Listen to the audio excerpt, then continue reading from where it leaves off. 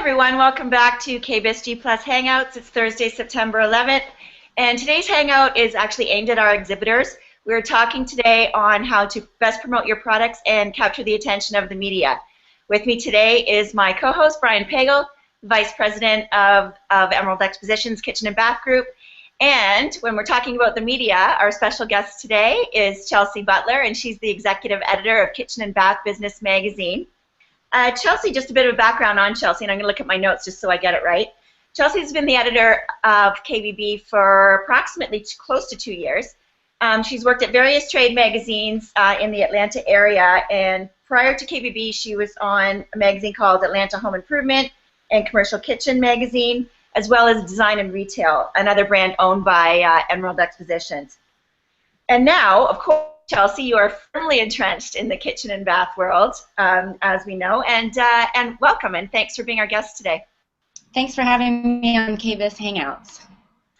So, Brian, KBB is, you'll see the logo on, for example, all the advertisements and, in different print publications or different print mediums. KBB is the official sponsor of KBIS.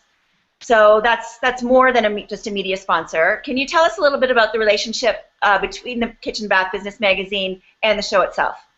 Yeah, absolutely. KBB has been a part of Emerald Expositions for a number of years, and it's really been a partner to the show.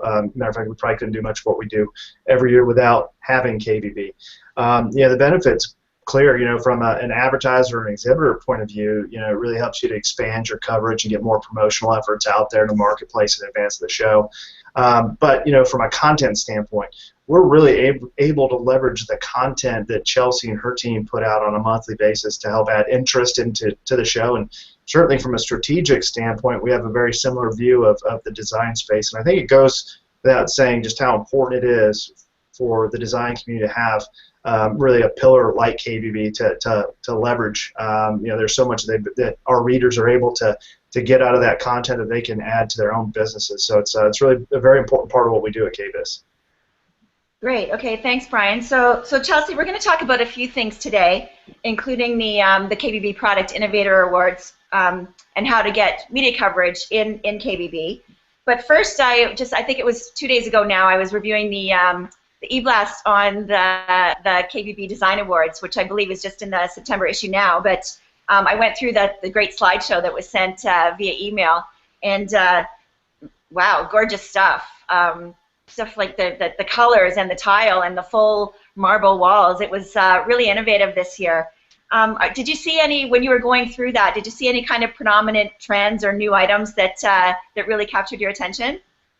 Yeah, we had some really outstanding submissions. I couldn't believe that the judges were able to select, only a few winners out of, I think it was 55 plus submissions.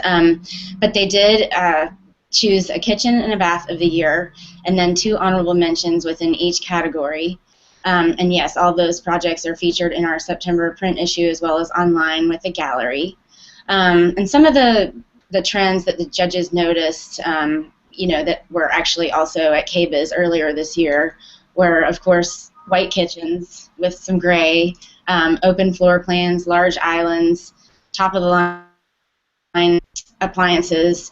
As far as bathrooms, those have turned into contemporary spaces, spa-like spaces with saunas and spas integrated, floating vanities, creative storage opportunities. And as far as bathrooms, we actually did have a lot of people submit with universal design-based ideas, which I thought was really interesting. And because our readership also includes showroom dealers, we recognized the best showrooms across North America as well, and the judges selected a showroom of the year as well as an honorable mention. And I'm thinking maybe we might see some of those entries, some of those winners at the Innovative Showroom competition at KBIS. Yeah, and thanks for the plug on that. It's that's going to be an exciting program. It's the first time that we're doing that program. So stay tuned. We're actually going to be making an announcement on that shortly. So yeah, information to come. Well, along the lines of innovation, and I'm always one for a shameless plug. We've got the best KBIS competition that we're opening up to all of our exhibitors out there. But Chelsea, could you tell us a little bit more about the Product Innovator Awards? Because I think most of the folks that participate in Best KBIS would this would really be in their up their alley for that. Yeah, absolutely agree. I encourage brands to take advantage of even more product awareness with this Product Innovator Awards competition that we're actually accepting submissions now up until September 26th, and I've been taking a peek at those each day. We've got a lot of them so far. You can click on the awards tab and fill out the information. So these awards recognize superior product innovation for kitchens and bathrooms in a variety of categories. Some of those categories are cabinetry, lighting, plumbing fixtures, surfacing hardware, etc. And the products will be judged by a panel of 3 to 4 industry experts. We actually are hoping to have 2 showroom dealers as judges this year, aside from just the winners. And those are going to be judged on aesthetics, technical advancement, value, and innovation. And those winning products will also be announced in our magazine in a website gallery as well. Okay, great. And let's continue with that theme of getting the best exposure for our exhibitor products. Now, when I was doing the social media for the show last year, and we were in just various booths, especially smaller exhibitors, a common question that I had is, how do we get more exposure? How do we of the media, which is a pretty valid point and especially for maybe a first-time exhibitor who hadn't really gone through the process of going through KBIS before. So I know KBB has the print magazine, the digital edition, and then there's also a lot of the digital communications that go out. Can you take us through, and this will probably be a really good refresher for even larger brands, but Chelsea, can you take us through how to get information and how exhibitors can get your attention to get that kind of coverage in KBB? Yeah, absolutely. Our 2015 calendar is actually already up on the website, so I'd encourage anybody who wanted to submit a product to visit that so that they can get an idea of what kitchen and bath products will be featuring and during which months for the print issue. And then there's also a list of monthly focuses for the online coverage as well. So, if we have maybe 2 or 3 pages of product coverage in the magazine, we actually post a different product every day on the website. So there's, multiple ways of getting through. Feel free to contact me if you have something that you'd like us to consider. It's always easier for me if you include a press release and a high-resolution photo, just so I don't have to come back and ask you for that also, and then I have 2 separate emails. We also have a People and Places section in the magazine where we talk about staff changes, new showroom openings, new plant openings, award winners, things like that. So if you have any kind of that news, please send that to me as well. And then, of course, we feature those kind of items on the website on a regular basis as well.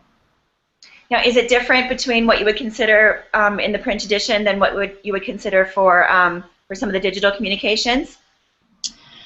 Well, for print, if we're focused on, say, kitchen cabinetry that month, then most of the products for that issue will, that's what we'll be focused on. As far as digital, we just try to focus, feature a different kind of product each day. Mm-hmm. And I imagine so the quality photography is probably key.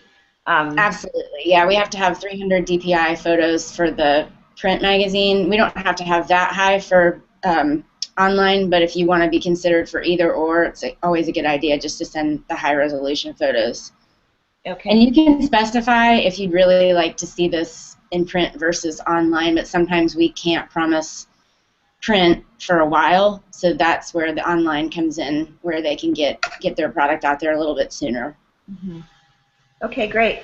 Now, as a PR person who spent many years in a booth at KBIS, trying to get media attention for my clients' products and contacting editors, I'm sure you get tons of requests from all the exhibitors in order to have you visit the booth. I'm sure you're a very, very popular person around the time of KBIS, everyone trying to contact you. Can you shed a little insight on the best way exhibitors could communicate with you and how to invite you to the booth to see their products?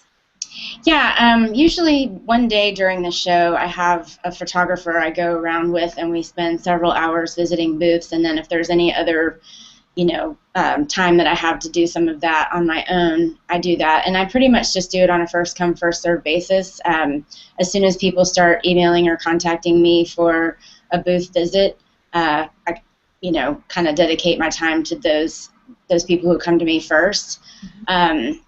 Right now, go ahead and contact me if you'd like me to visit the booth. I might not be able to set up a specific date or time, but I can for consideration. Okay, great. So you're building your files now. So good advice for exhibitors. Start contacting the media now for February, because as we were just saying before we went live, it seems like KBIS is next week. So make that outreach to the media now. Good advice. Really does. Hey, Chelsea, earlier we were talking about the integration of content from KBB into KBIS, and I know we went to great lengths with our website to make sure that we're pulling a feed directly from KBIS. So, it's important to note to a lot of our exhibitor manufacturer partners out there that if a product's covered, it will pull into the KBIS site, which only enhances that exposure. But so much of what we try and do is to create content about the show, so people are better at navigating that KBIS experience. Went as far last year as doing the countdown to Design and Construction Week. So we've got a lot in the works relative to content between now and the show, but maybe you could take a minute and tell people what they might be able to see between now and January. Absolutely. We're actually wrapping up October now. But our November issue is actually going to have more dedicated pages to our Design and Construction Week and KBIS special section.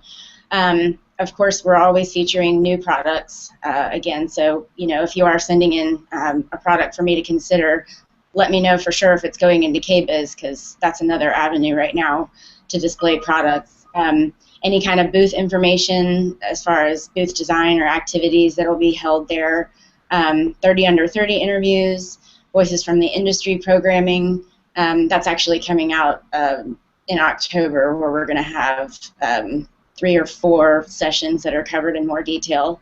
We'll be covering special events and parties, lists of first-time exhibitors, supporting organizations.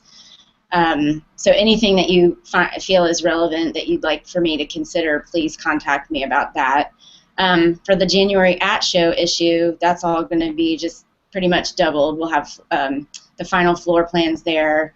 That's usually about when a lot of the companies actually know for sure what they're going to be displaying at KBIS, so we got a lot more products for that. And then as far as post-show, as we've done in the past, everything we can cover at KBIS goes into the magazine. So all those products that I go around, visiting those booths with a photographer, those will go in there.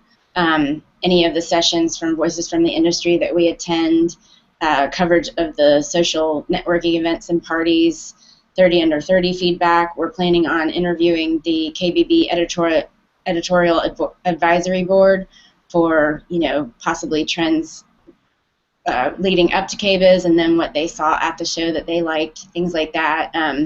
Coverage of the State of the Industry address and other special programming. So it's going to be a lot of different things in there. Yeah, that's a lot of information. So really a go-to resource for information about KBIS. So that's great. So I guess if there's one big takeaway from for our exhibitors on how to gain attention, it's you just have to tell people. Now they have a face to put with the name of Chelsea Butler, so that's great. So brag about your product and let the industry know, and email Chelsea as soon as you can, and let her know about your product for editorial coverage. Okay, that's great. I think we wrapped it up fairly quickly today. Thank you, Chelsea, very much. That was great. You did a great job on your first ever KBIS Google Hangout, so thanks for being our guest today. And we're actually skipping next week, but we're back on September 25th, and our topic is going to be, we mentioned it a few times today, the Innovative Showroom Awards, which is an exciting new program for KBIS, so please join us then, Thursday, September 25th. So thanks again, have a great day, and have a great weekend, everyone.